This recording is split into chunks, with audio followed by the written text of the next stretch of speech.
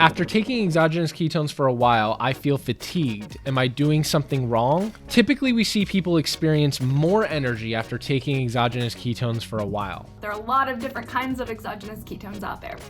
And exogenous ketones were kind of developed as a way to induce ketosis quickly and without the strict carbohydrate restriction that's required of a ketogenic diet that's typically required to induce ketosis naturally.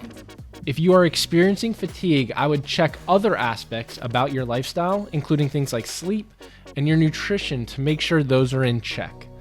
Lastly, as much as we love ketones, if you're having trouble sleeping, try switching to a non-caffeinated ketone, especially later on in the day.